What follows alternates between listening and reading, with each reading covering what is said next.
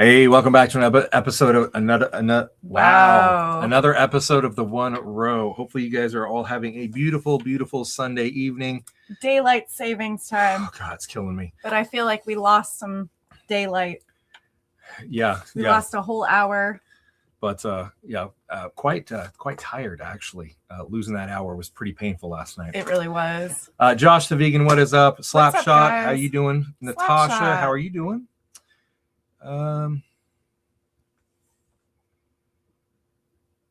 Let's see, Natasha, Josh, and Utah Mike. Yeah, hate the time change, that's for sure.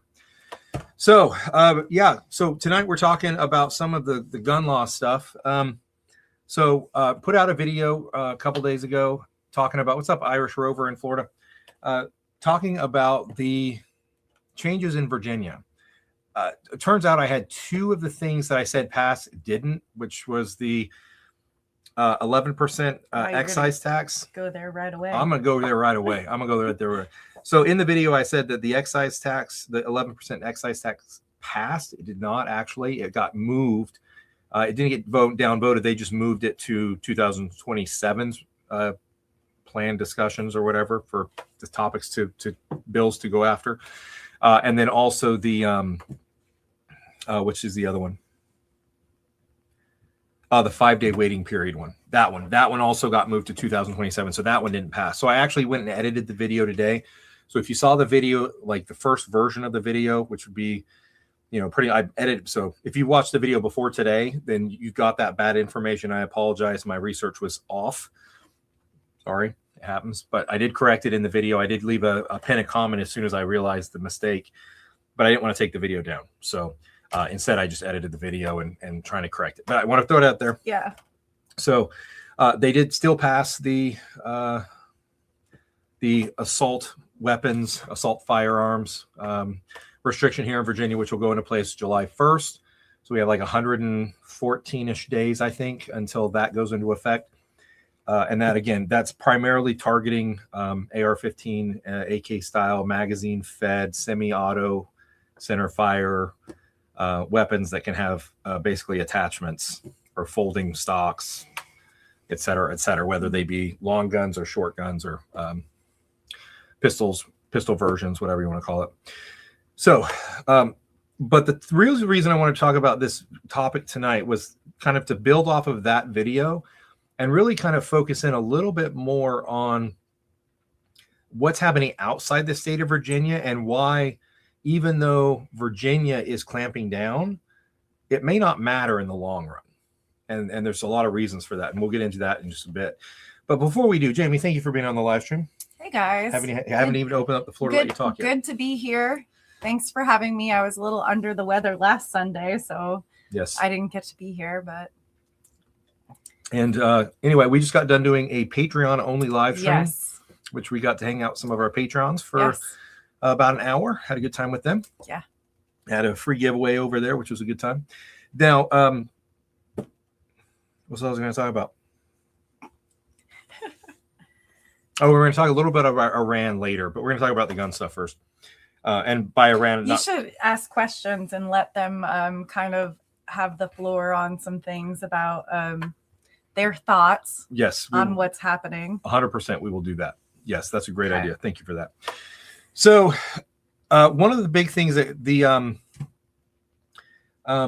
vegan, it was Josh the vegan. It wasn't the Supreme Court that did the magazine ban, ruling it unconstitutional. It was the U.S. Appeals Court.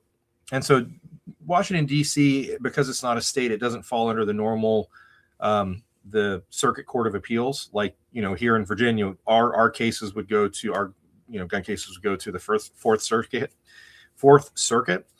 In D.C., they go to the U.S. Appeals Court, which I don't understand the legality of why it's different in D.C., but it is. And it was that actual group that ruled that threw that case out, basically saying that you can't restrict magazines to 10 rounds. And they provided 4 specific criteria as reasons as to why. Part of it is, the common use. It's DC. It was actually a DC case. And the four things: one is common use, one was historical interpretation of gun restrictions, and then there were two others which I can't remember off the top of my head, but they ended up throwing the case out because of that. What's up, Goran? How you doing, man? And so the reason that's important is you have states like California, soon to be Virginia, oh geez, where else? Illinois, New Hampshire, etc., where the states have laws on the books that limit magazine. Maryland have magazine capacity laws to 10 rounds. And now you're having literal, like, appeal level, circuit court level rulings that are saying you can't do that.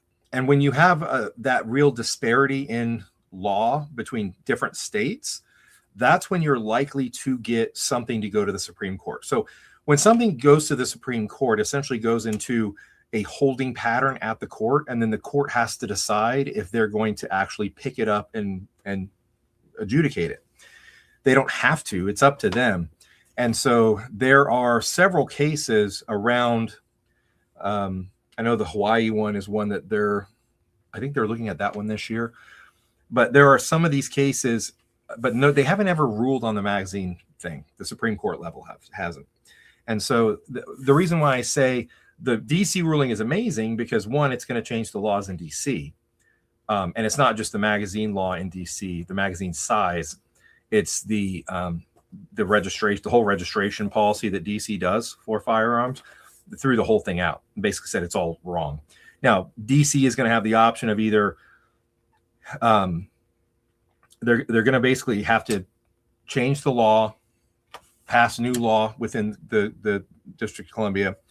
Then that new law would have to get challenged again, or they can just throw it, which costs millions of dollars, or they can just accept the ruling, change the laws, and let citizens of DC have, follow these new restrictions, the new less restrictive policies.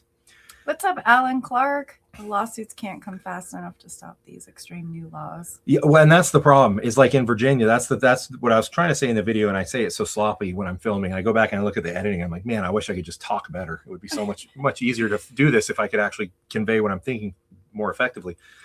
But the reason why this DC one is a big deal is because now you're starting to get this momentum of judgments throwing these things out, and all of these other states have these restrictions, and that disparity in equitable, what do they call it? Equitable appliance of the law between different states and municipalities. That's ripe for the Supreme Court to step in and say, we have to actually settle this between all of these different rules or lack thereof to get harmony, and a clear understanding of what was intended by the Second Amendment.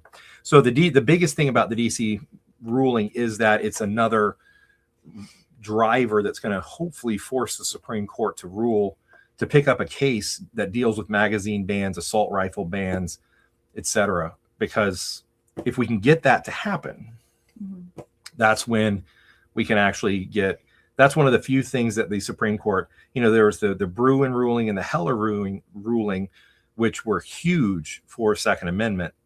And so now they just need clarity on the definition of, an assault weapon, and basically saying that there is no such thing, because there's not.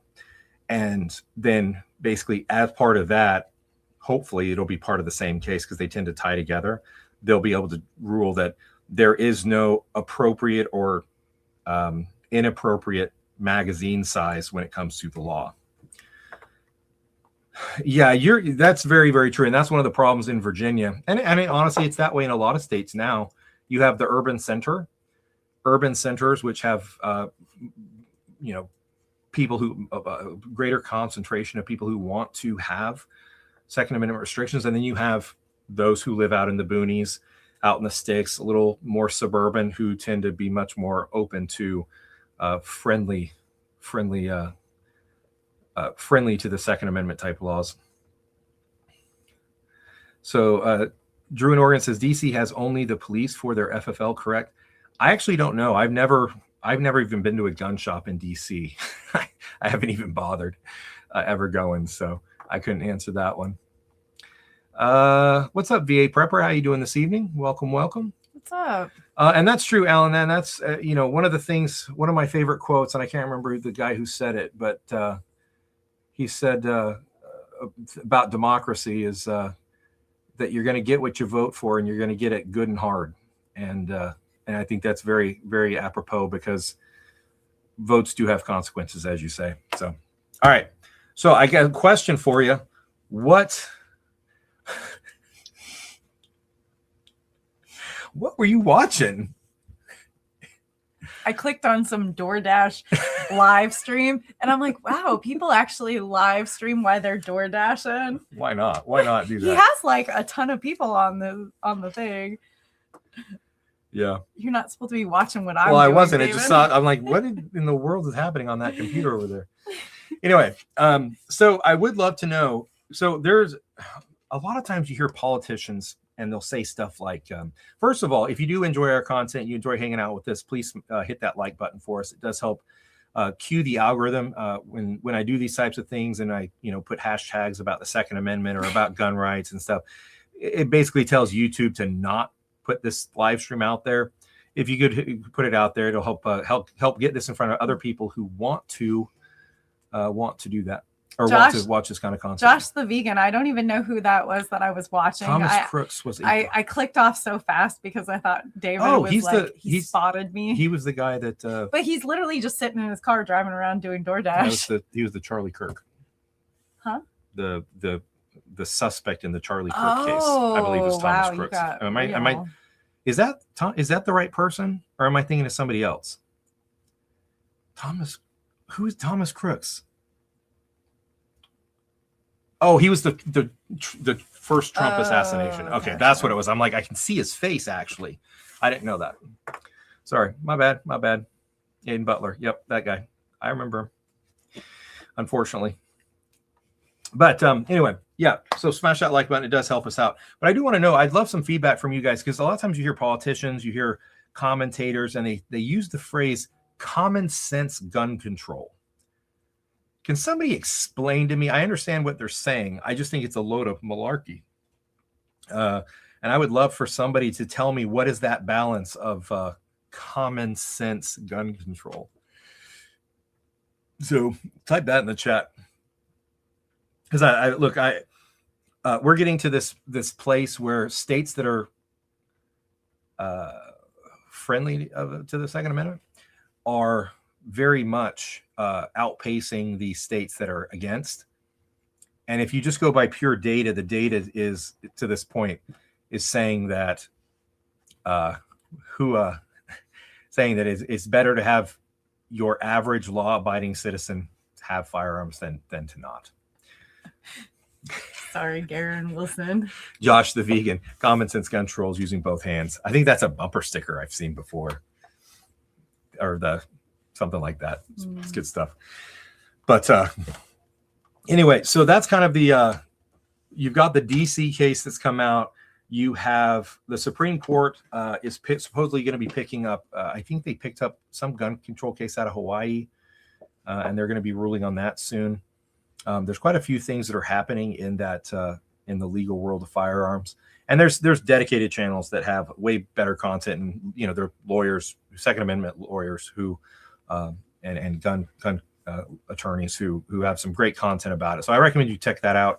One of them that I found fairly recently that's pretty solid is 4 Boxes Diner, Washington gun law, I think, is the second one that I tend to check out. Both those guys seem to have pretty good content. Okay, Alan says, I can agree with a background check to make sure you're legal, but past that, it's infringement.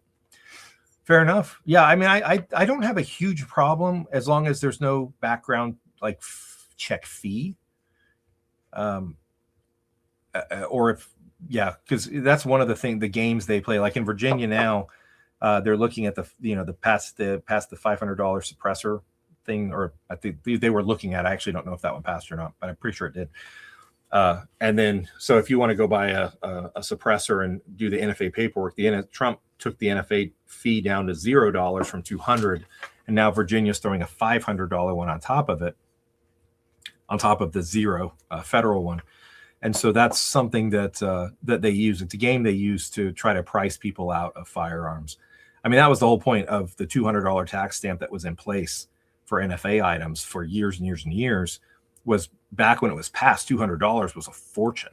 Now $200 doesn't seem like quite as bad, but in the 60s, or 70s, I should say, a $200 additional fee was double or even triple the price of the item. What's up, Kevin? Yeah, we changed content about a year ago, but we still do have some fun with that on Thursday. So if you want to see that kind of content, come check us out on Thursdays. Well, and we were with our patrons, just with our patrons, about an hour ago, so hanging out. So yeah, Alan, that's my problem. I feel like I'm getting taxed to death. So here in Virginia, and just as an example, they're passing like 19 new taxes here in Virginia that are going to get signed into law here in the next couple of weeks or months, and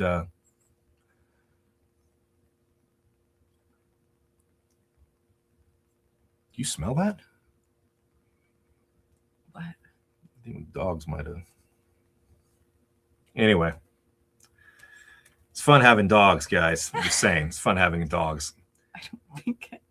Yeah, yeah. That's one of the. Anyway, they use fees and taxes on firearms to make it harder for people to get and price people out of them.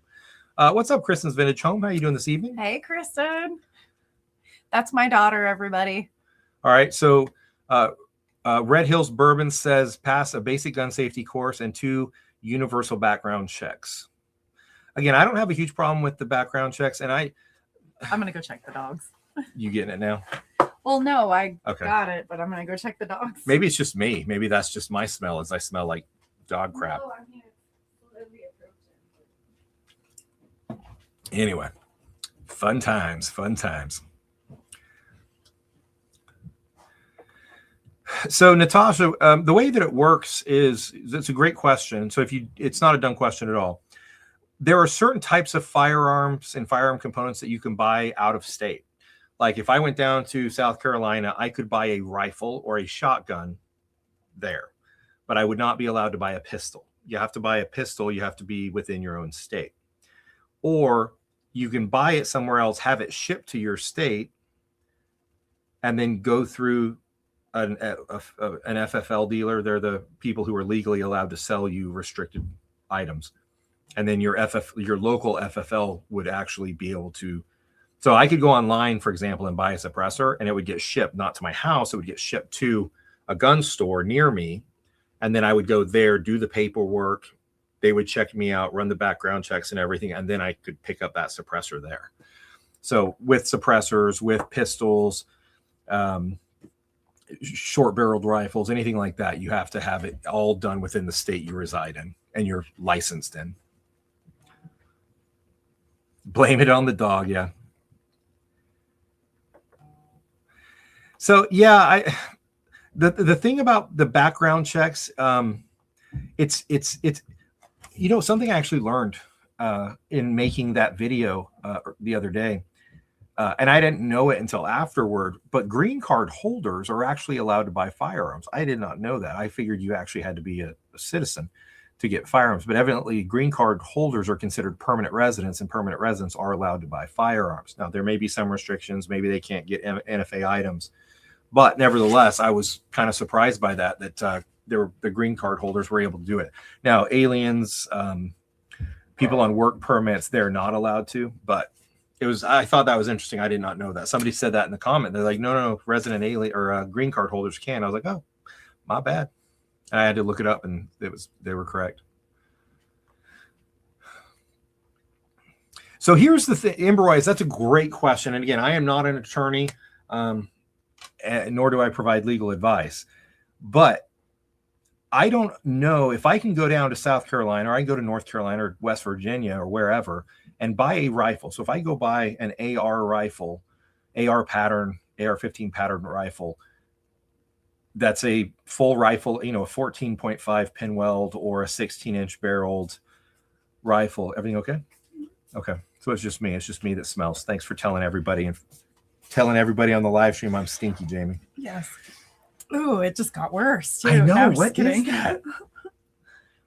It is so weird. Anyway, but I do not, if I can go to another state and buy one of those rifles, I don't know how they would know if I were to bring that back home, because I wouldn't have to go through a Virginia FFL. I'd be going through, you know, an out-of-state FFL. Now for handguns, it would be different. For short, you know, for pistol AR-15s, it would be different.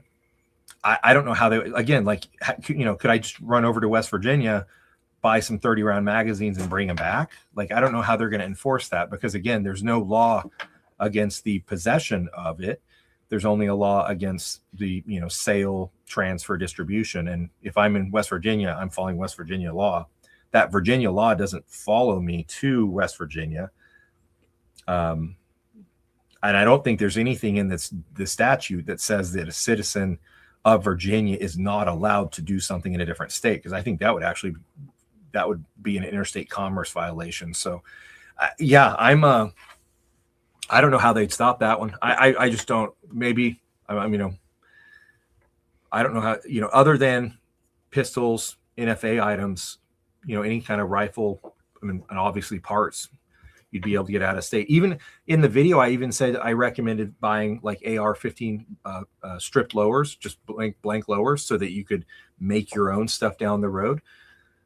But like assemble, like, you know, pistols or rifles or whatever. But even then, like, if you go buy like just a standard, you know, Palmetto State Armory lower, if I drove down to the store in South Carolina, picked up a, you know, this just standard lower and bring it back, you know, I can turn it into a, you know, a pistol AR-15 if I wanted it to, and I don't know how they'd stop it.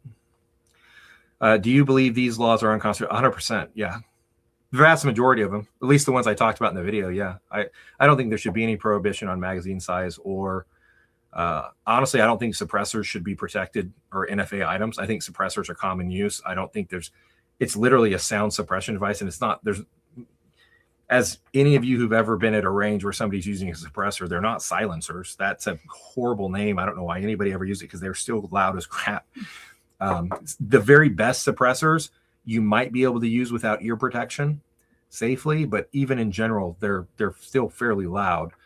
And I don't think they should be on the NFA item list at all. I think they should be completely open.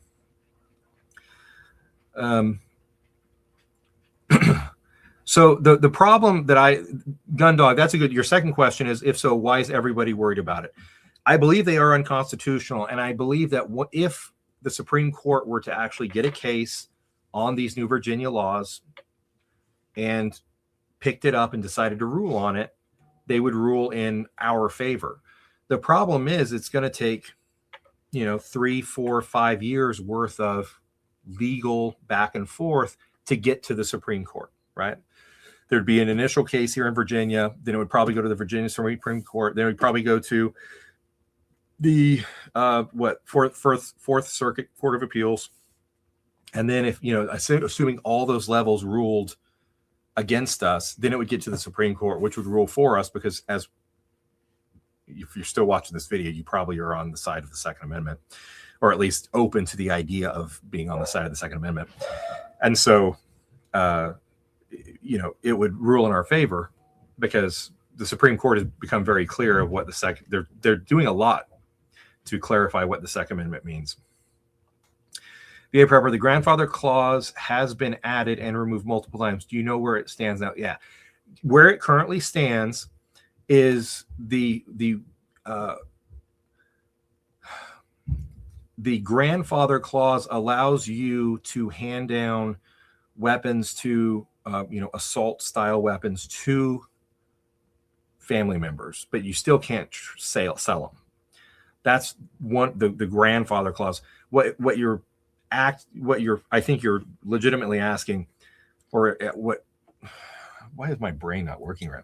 What you're asking is, or looking for, is the word that one of the versions, there was the House version and the Senate version. The House version, well, one of them had basically said was prohibiting the sale, manufacture, transfer, et cetera, et cetera. But the other one threw in the word possession. And possession would mean that basically if you currently had it, you were then guilty of violation of the law. They melded those two together and removed the word possession. So if you have something manufactured, purchased before July 1st of this year, you're fine. And that includes magazines or any of the prohibited weapons. So it's going to only, and like I talked about with the whole out of state thing, I don't know how they're going to enforce that because, there's nothing in there that says you can't bring in a rifle from out of state. That's a long held, legal thing to do.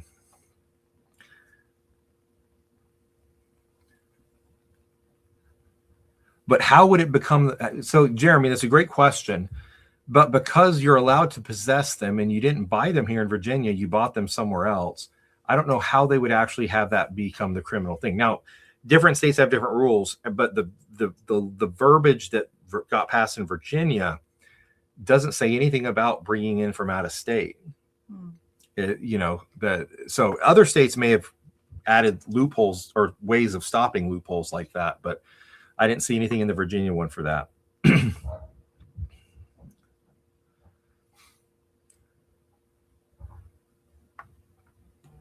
See, that's I think because I can't definitively say that I've bought I have not bought an AR out of state. So even like a rifle, because I mean I could buy a finished rifle. Okay, I could buy a finished AR rifle out of state, 16-inch stock, no foregrip, meet all the restrictions to call it a rifled AR-15. I can bring it home. I can then strip it apart and turn it into, put an 11.5 upper on it and put on a brace, and that becomes a pistol, and that's legal to do. I don't think they added any verbiage in the Virginia law to cover a case like that. So they might try to charge you with something, but I think you'd actually win in court. Jeremy says, I live in Cali. You can go right over the border to Nevada and buy any magazine. Okay. Yeah. And so, but when you go back so if you buy it in Nevada, you come back to California. But see, I think, well, I don't know California law, so I can't talk about my butt at all. So I'll have to just stop there. Alan says exactly why the Supreme Court just needs to get in and standardize. And I agree with you. And I think that's why that whole Washington, D.C. ruling that came out on Friday is such a big deal, because it flies right in the face of what Virginia is about to do, what California and a bunch of other states have already done when it comes to this magic, the magic 10 rounder, where 10 rounds is dangerous, but 11 or 10 rounds is safe, but that adding one more round and putting 11 makes it dangerous.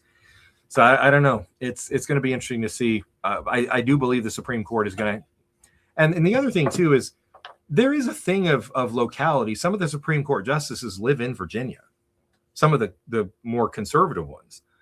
And so I could, this is a topic they are seeing in the news. This is very much around them.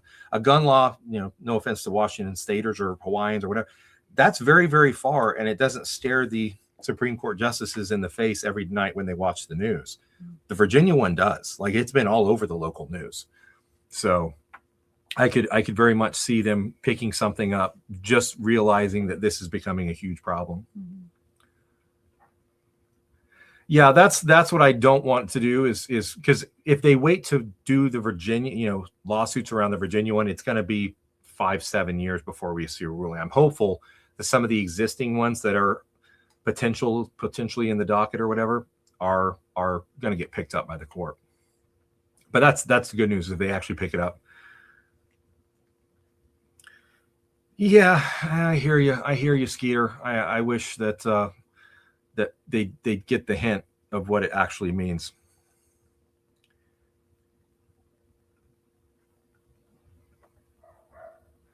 It depends, gun dog. If once they get litigated, so it depends. The judge may put allow an injunction to be put in place, which would suspend the law until the courts rule on it. But that's kind of a hit or miss. Like, you just don't know if the judge is going to actually to do that or not. And I'll be honest, I was thinking through this whole Virginia gun thing, and I was thinking about some of the local gun shops, right? Like the Cabela's and the Bass Pro Shops and the big sporting goods manufacturer retailers. They're going to be fine. But like the little guys, the little independent gun shops, I don't know how they're going to survive this once these laws go into effect, because if essentially I think it's going to be very, very harmful for those small businesses. Kristen says, we were wondering what looks like, we figured it would be grandfathered in. So in Virginia, at least in this particular case, everything is pretty much getting grandfathered in. So if you have it by July 1st, you're good to go. But it's going to be down the road before it gets really painful for people. Well, and that's the other thing, Alan, too, is that I believe it's 28 states or 29 states now allow constitutional carry. You don't even have to have a concealed weapons permit to carry concealed in like 28 states now. And so there are a lot of states that are picking up constitutional carry. And I think that's awesome. Eric the Red says, I think the way forward for the anti-gun politicians activists are taxes. California is a test case. The SCOTUS has to eliminate the taxes on purchase of firearms and ammunition. I would like to see that. The problem is the states have a lot of leeway in like specific tax stuff. And so it wouldn't be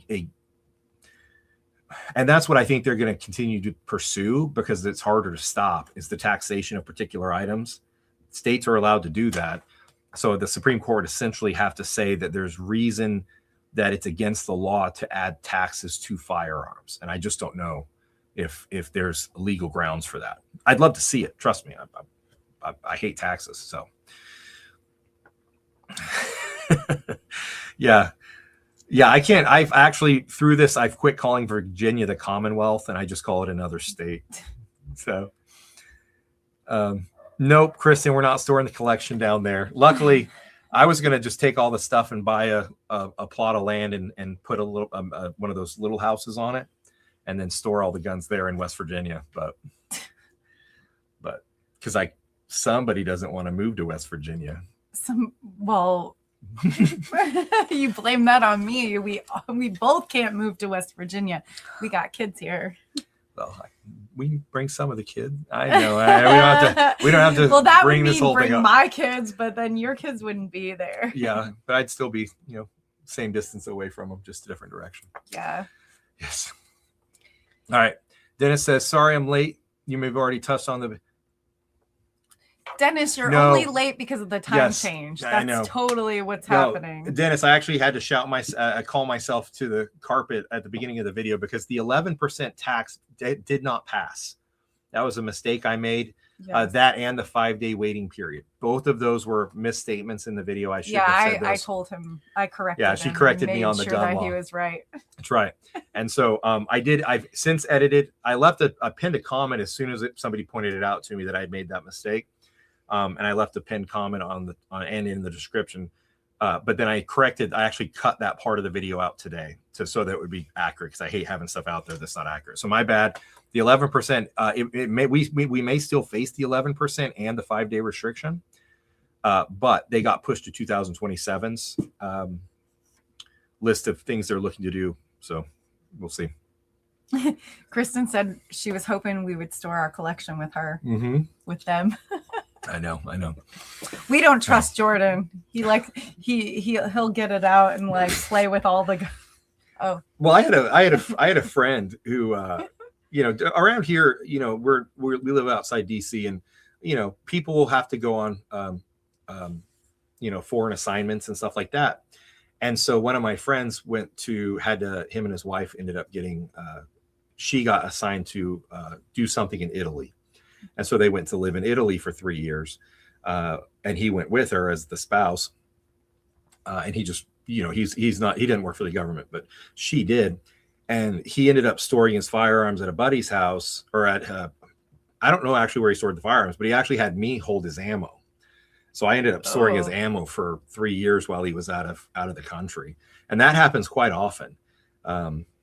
So yeah. Wasn't that the one that you were like, oh, I don't think horrible you did boating. that. Are you sure that was me? Yeah, horrible I was boating that accident. David, and it wasn't David. All those thousands of rounds you left for me to hold, I took them out on the It lake. must have been and they another fell in. David. Yeah. That's how it rolls. That's how it rolls. Wait, my ex-wife took half of it because in the divorce. Well, luckily he came back before that, so yeah, I didn't have to worry about that. I'm just kidding.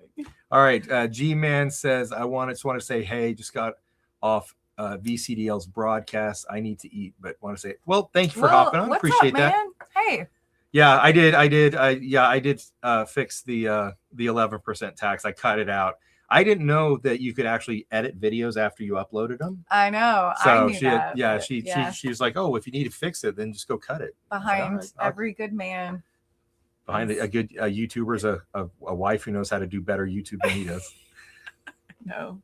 Oh boy, you're in Illinois. That's rough. I feel like at least in Virginia we have hope of things changing in time, right? Like we can swing Virginia back. We can swing Illinois. I don't know. That's a battle. That's a battle right there. And there was actually, I don't know if you guys know Nick Freitas. It was actually an assemblyman here in Virginia, former, I think, Green Beret. Lives actually about 50 minutes from us. He lives in Culpeper. And anyway, his podcast has blown up. He's got over 1 million subs now on YouTube. And oh wow. So he actually quit doing the politician thing. Great. It seems like a genuinely nice, good dude. Haven't met him. But he was actually talking about, because of all that's happening in Virginia, and he is again here in Virginia, he had a conversation about when do you fight the fight versus when do you surrender, take your money, your investments, and you move them somewhere else, and you actually physically move, and take everything you have with you. Because at a certain point, are you, and there's no judgment here for anybody that's living behind enemy lines, as they say. But wow. It was a conversation that he was having about when do you give up the fight versus when do you stay and fight. And it was a really interesting podcast because it wasn't just about gun laws. He was talking about like a lot of the societal changes that have happened over the last 15, 20 years. Like if you're in a state that leans really certain direction, do you want to raise a family where that stuff's normalized? And I don't want to get into all the political side of it, but everybody wants to go to West Virginia. I do. I would love to. I mean, somebody else was telling me that too, that they were, I mean, the only reason I'm looking at West Virginia at all is because I could still be close to DC and family here. Yeah. Because I mean, I would, if we didn't have the family connection here and the kids and stuff, then obviously I would probably go to Tennessee or Florida. Oh yeah, Tennessee's pretty. Yeah, I love Western Tennessee Florida, or Eastern Tennessee. I need my seasons, so not Florida. Maybe I'll talk you into Florida someday. But I love Western Tennessee, Knoxville, and then the mountains and near Asheville, North Carolina, that area. That's almost home back where I grew up. So I would love to get that way. But well, and I don't know. I know West Virginia. Well, speaking of West Virginia actually has a bill to. I've heard other things about West Virginia. Well, but West Virginia actually has. I don't know why we're even talking about moving there. It's my only option. I know. But West Virginia is actually looking at a law that would allow citizens to buy fully auto machine guns, including like M249s and stuff. And the way that they're looking at doing it to get around the NFA is to have the police do the background check, and then the police transfer it as part of the state police, transfer the weapons to the citizenry. So we'll see if that one passed, because if that happens, I am 100% going to West Virginia, and I'll see you on the weekends because I want an M249. That would be amazing. Wow, this sounds like a pretty good deal here. I know. All right.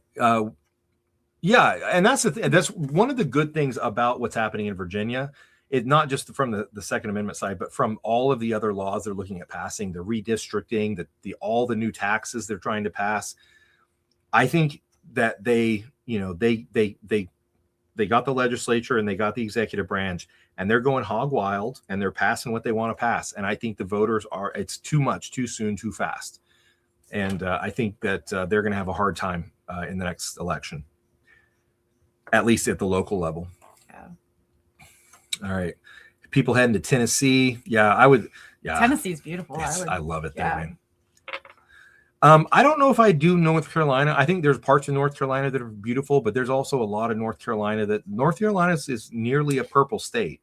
And so if you're worried about gun laws, North Carolina is not a great place to go, because if it swings just a little bit more one way, you're going to get a lot more gun restrictions. I can't go out west. We'd love to go out west, but it's just too far from where our family is. Slapshot said him and Mandy retired. We should call on them for some weekends out. I know. Live music, guys. Yeah, because it's been a while. So. Yeah, I lived in Oregon for years, and I lived in Utah for years. So I love the West, particularly, obviously. Oregon wouldn't have good gun laws, but Utah and some of the other ones. Rocky Mountains of Idaho. Yeah, that's true. That's Arizona. True. Let's change gears. I love the gun talk, but let's change gears and talk about what's going on with with Iran, because it's definitely heating up over there. And not to get into the should we be there, should we would not, because again, I try not to get into judgments on political things, but more so just what it means for us here. Yeah, we should just go to Georgia. Georgia's sometimes acts like a purple state too. Has a Democrat senator right now, and I don't think it's going to ever go full, gun control, but we'll see. It's all good, Kristen. I'll just come visit him. Tennessee's close. I mean, if we get to Western Tennessee, that's only about 2 hours from you guys. So yeah, that's not too bad. That's not bad at all. Not bad at all. But yeah, so with the Iran situation, I guess just, one of the big concerns is the whole, the lone wolf / sleeper cell thing. I know there's been a lot of chatter on that. I've seen a lot of YouTube videos from prepper folk who are talking about there was the attack in Austin, which seemed to be a lone wolf one. And he seemed to be Islamic motivated, but whether he was actually tied to Iran in any meaningful way or to, directly ordered or anything like that, there hasn't been any evidence for that yet. And I do, I'm not perfect, and I obviously make mistakes in videos and in live streams and stuff, but I do try to base what I say in what we know and not in supposition as much. So I'm going to hold off on saying that is an Iran sleeper cell activated type thing, because there's at this point there's no evidence of that. It's just not. Down the road, could we find out that's the truth? Yes, we could, but we're not there yet.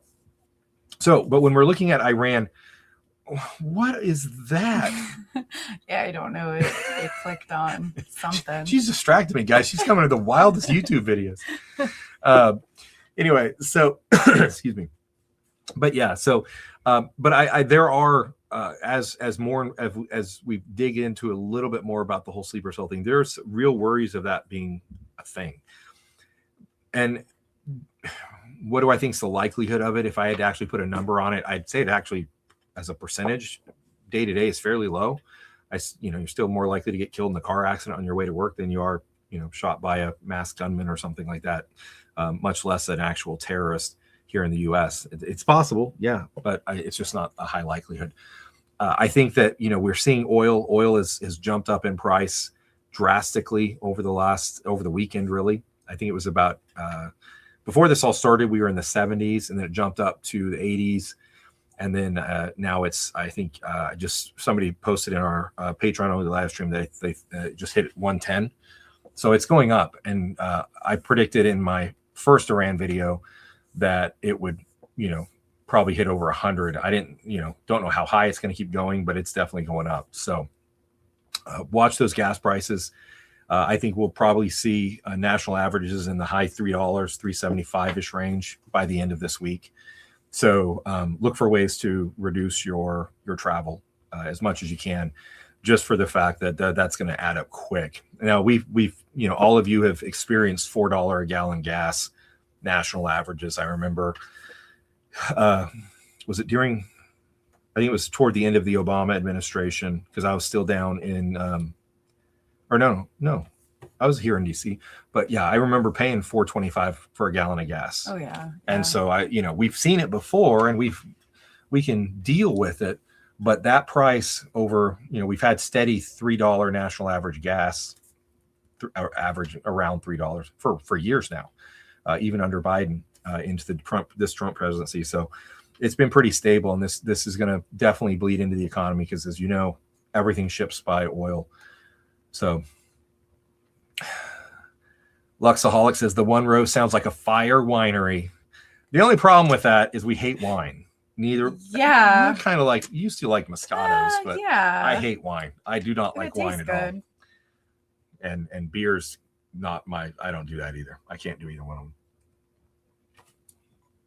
But what makes you think it sounds like a winery? The One Row. The One Row. I think it sounds like a fire YouTube channel name, though. I do. Yeah, Kristen, Georgia's got it's got pretty good gun laws right now. I was, I got my first handgun and my first rifle and my first handgun were purchased in Georgia, because that's where I was living when I was 18 and then when I was 21. So Bourbon Q says, yeah, agreed. Think it's more in the name of versus actual affiliation. That's where I'm leaning right now. That's what the facts look like, but we'll see what happens. Alan says, I don't think recent attacks have been sleeper cells, but they have been motivated by recent. Yeah, I think so. I think, somebody's on the fence. Maybe they don't have much to live for. They get passionate. They're slightly mentally ill, something along those lines. And, then something happens in the news. Like we go to a war with Iran and this guy, pops off and does what he does. Diesel's up to $5 already. Yeah. So, I won't be surprised if this continues to see $4 gas within 2 weeks.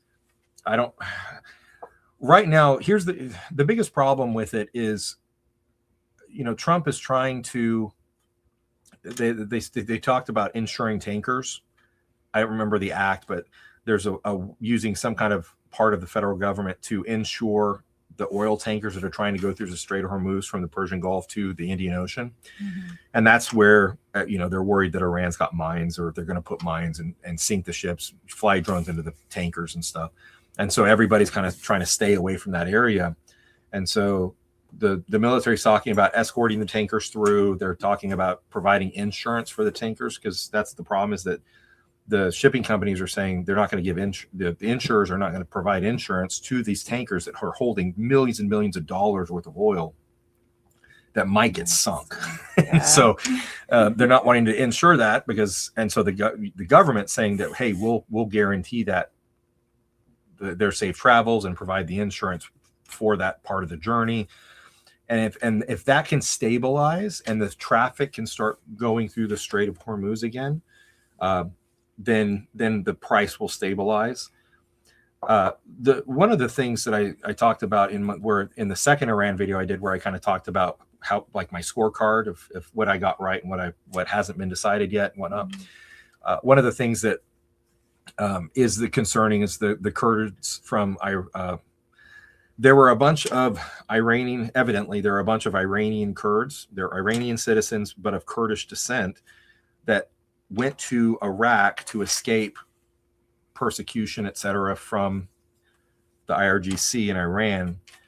And now they're using Iraq hardware, weapon systems, etc., to then storm back into Iran.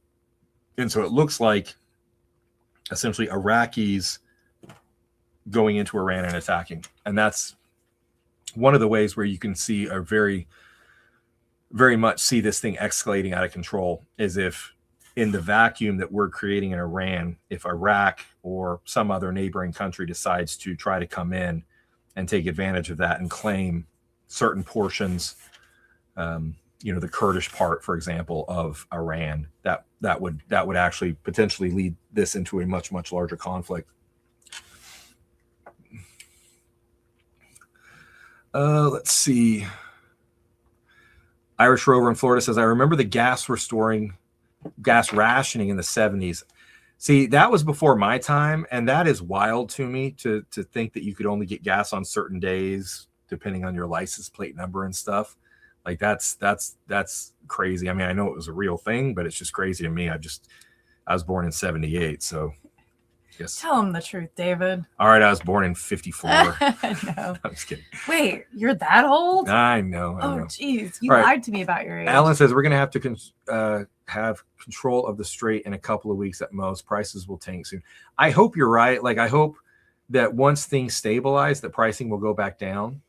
I saw a chart the other day, and I think it was a podcast I was watching on YouTube, but he was showing, it was Tim Pool, I believe. I watch him every now and then, but he was showing the amount of oil production that we produce versus all of these other countries. And it's insane how much oil and natural gas we produce now in this country.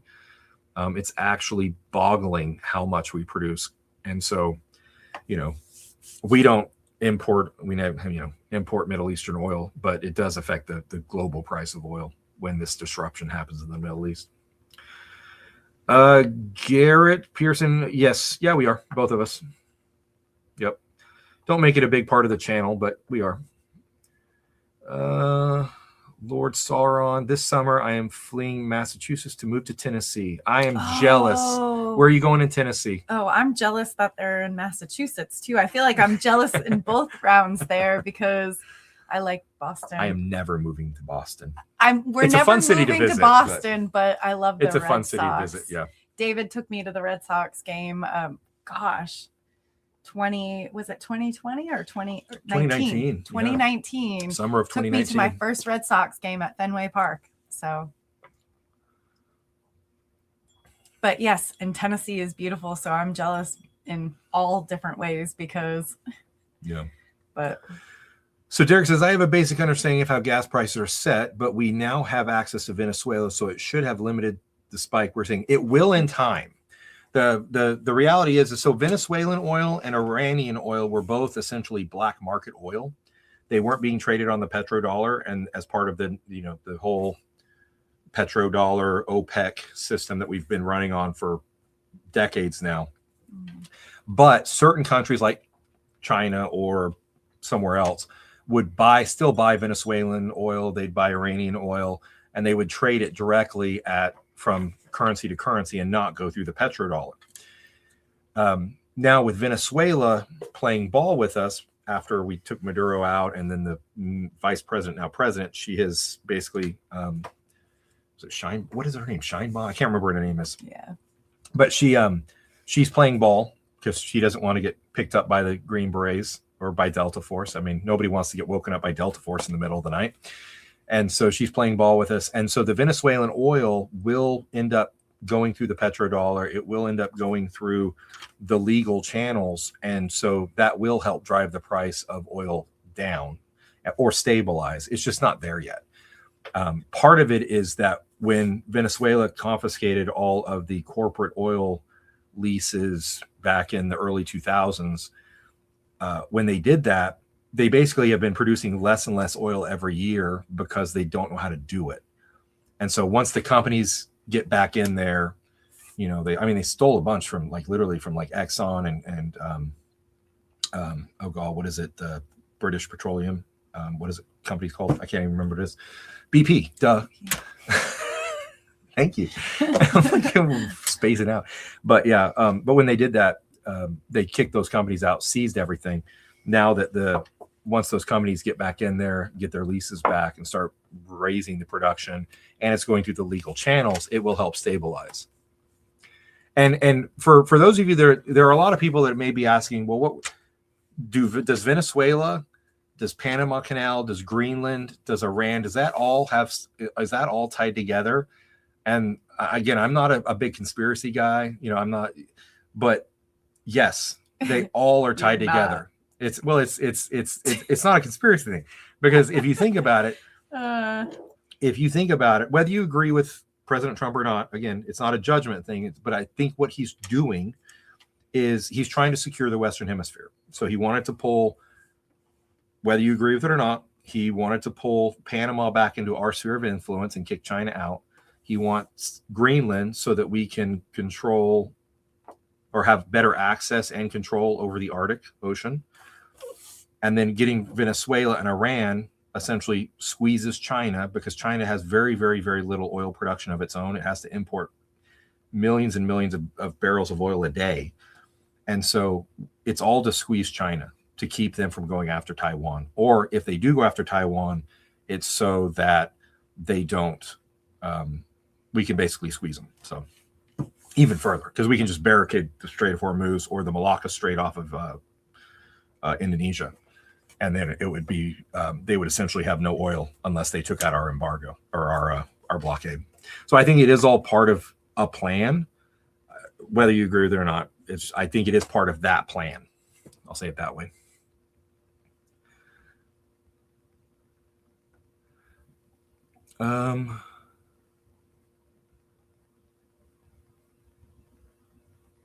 Okay, Lord Sauron says, did you guys hear about the new gun laws in Mass? No, I did not hear about that one yet.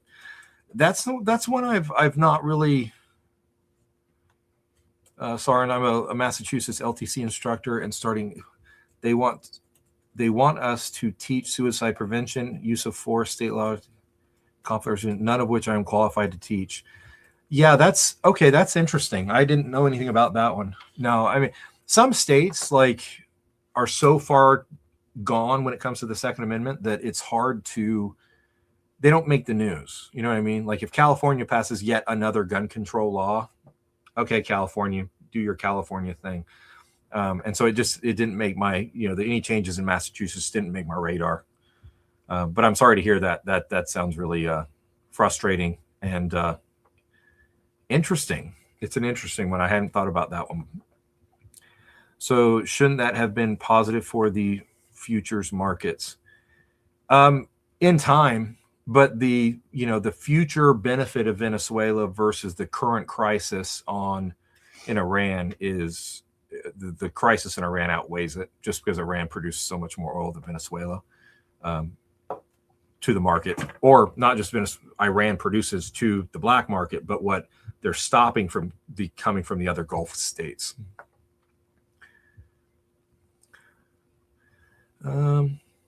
Thank you so much, Mom with Dogs. Appreciate that. Hit that like button. It does help us, and check us out on Sunday nights.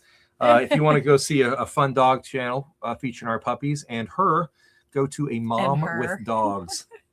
And sometimes me. Sometimes she makes me come in and act and stuff. Sometimes he's pretty good at it. Yeah, she said I got to do film. She's making me film with her for her channel a little bit tomorrow. So yeah, got to do some good dog reactions. That's right. So make some faces to the camera. All right, Amber Rice, thanks for hopping on. We appreciate it. Thank you so much. Thanks for hanging out with us. All right, Lorsan, how have I gone so long without finding this channel? Because we used to not be a prepping channel. So for the first 4 years of the channel, I did whiskey reviews. That's all I did was whiskey tastings, reviews, content, different things. But about a year ago, we switched over to prepping, and it's converting YouTube from one type of channel to another is a challenge. It's a process. Yeah. So it's taken a while to get some momentum going with the new content. Kristen says, personally for teaching those things. Oh, personally for teaching those things. Okay. But also understand people should be qualified. Yeah. And that's the thing is, certain people are trained to teach that kind of stuff, but they're not necessarily firearms instructors. So I'm not sure how, maybe there's a better way to incorporate that. What? He said he's a big bourbon guy too. And he doesn't understand how. Well, I don't know that then, because we were actually a decent size, for like 4 channel, years. Yeah. Did over 500 bourbon. Definitely mingled into the bourbon crowd. Yeah. I like to say we were a top 11 bourbon channel at our biggest. So we were right around that 10th spot. So we'll take it. Anyway, we already did that one. So here's the thing. There's a difference between destroying the regime and a regime change. Whether you are for regime change, against regime change, etc. There's a little bit of a difference in approach, at least as of now, between what's going on and what happened with Iraq and Afghanistan. With Iraq and Afghanistan, we took out the government and we said, hey, we're going to help you build a new government and build a new country and turn you into a Western style democracy. Didn't seem to have gone particularly well in Afghanistan. You might be able to claim a little bit of success in Iraq, maybe. I don't know if 20 years was worth it, but not in my opinion. With Iran, it's more, I think that the driver is a little bit more of, let's destroy the existing government and hopefully anything that comes into the vacuum will be better than what's there. I'm not sure I agree with that either, but that seems to be what they're going for. When Trump was interviewed, somebody asked him a question, and he basically said, well, did we have anybody in mind to take over the government? And his response was, well, the people that we had in mind to take over the government, we ended up killing them too. So now they're on their third level or something along those lines. So I think the goal is to destabilize it so much that the actual rebels can just take over, and they'll end up doing something, whether it be a Western style democracy, reinstalling the Shah. It's getting hot in here. So. Or something. I don't know what it is, but okay. Yes. She gets about that time. She gets all worked up when I start talking about regime change, guys. So, all right.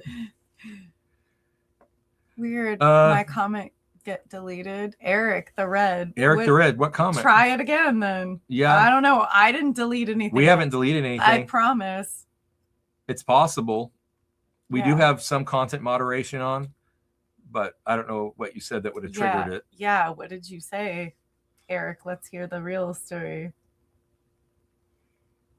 Not that I know of. Like, again, we didn't delete it. Oh no, but we didn't delete anything. I promise. There's standard YouTube content moderation. We're actually pretty legit of letting anybody speak their mind on the chat. We may not click on it if we think that if it's too much, then we'll leave it. Yeah, it's not. As long as you're respectful. Yeah. But again, we haven't. Eric, go ahead and be respectful and let us know what you said, but clean it up a little and maybe, because now I'm super curious. Yeah, now I want to know what Eric said. Now I'm like about to go back and look and see if we missed it. Oh, but I guess my whole point on the Iran thing, the biggest thing is that I'm worried about from here in the U.S. Obviously, a little bit about sleeper cells and lone wolf style attacks, but more so. Oh, inflation. Slapshot said he actually got some of his comments got blocked when he mentioned the topic word. Okay. So maybe that's the situation. Interesting. Gun laws changing fast means unconditional tolerance within fast. Yeah, I'm still trying to figure out how to balance, talking about Second Amendment type stuff on the channel. You're on the wrong channel. It's a different row now. Yeah, it's a different row. It's the one row, so I can talk about whatever I want. But nice to have you here. Thank you for jumping on. Welcome back. We're about to jump off actually because that hour has come soon. Yeah, true. We are over time, but yeah. But anyways. Yes. So, but watch gas prices. Try to keep your expenses low because inflation is going to hit. Even though gas prices are jumping quickly, the bake-in of oil prices to your grocery store bills and your anything that you have shipped bills, that's coming, and it's going to come in the next weeks or month or two. And somebody even said, talked about buffering of oil prices and stuff. Just remember, things will always get more expensive faster than they'll get cheaper. So if you apply equal pressure on the markets in one direction and the other, it will respond uphill because it'll respond uphill faster than it will respond downhill because of risk mitigation, right? A company would rather pocket a little bit extra profit before they lower the prices, and they're sure they're going to keep making money at the lower prices. But as soon as there's that little bit of risk, they're going to move the price up to make sure they're covered. So it's not necessarily a malicious thing. It's how business works. It's how it works. Yeah. All right. Well, appreciate all of you Aw, guys. Thank you, Dennis. Dennis. And on that positive note, I feel like I should make Dennis. I know. this. On positive note, we'll have to jump. When's your next meetup, Dennis? December 2nd or 3rd. Oh, you already Friday. know. It's on my you calendar. just haven't told me. It's because we got to figure out what we're doing. Wait, because it's did you around say- our birthday. Oh, May. May. You just said December. or Did I say something. December? I think you just did. It's like the I'm first like- weekend in May. And then I had to. It's the first Saturday I had in to May. like shock myself back into Yeah. like it's March. No. If the comments being blocked, yeah, I'm sorry, it's not us doing Yeah, it. it's not us doing it. May 2nd. I Okay, promise. it's May 2nd. Okay. Yeah. Just join it. I will catch the reply. Help everyone. Yeah. by The way. replay will be up. Hello, Check it out. everyone. What's up, Jen? Come hang out with us on Sunday nights, 9:00. Yeah. We'll do different topics along these lines. Now, if you are a whiskey person, we're on Thursday nights. Well, we don't call it, that's just our fun live stream. Oh, okay. So this is our more serious topic one. Because I was real serious. Yes. tonight. But on Thursday nights, And then I just don't talk. on Thursday nights, we'll do a lot more like pop culture, TV shows, hang out, have fun, and other things. Yeah, Lord Saran, have a great night. Nice meeting you. Nice meeting you as well. See you next Sunday. I added to my calendar. Awesome. Yes. We will be here. Videos. I'm trying to get on a schedule of posting videos on Tuesdays, Thursdays, and Saturdays for the main videos, and then shorts in between. So be on the lookout for content coming. Hopefully have a short out Derek tomorrow. said, quick question about your Thursday night videos. You guys call it a night after the video ends. Yes. So we delete it. Is that what you're talking about? No, Or I think no? he's just, do we call it a night? Oh, for sure. Yeah. Yeah, we head up and we get ready for bed. Oh, We're yeah, ready for yeah. bed after that. So, but y'all have a beautiful evening and we'll see you next week. Okay? Natasha. Oh, good night, Natasha. Good night, guys. Yes.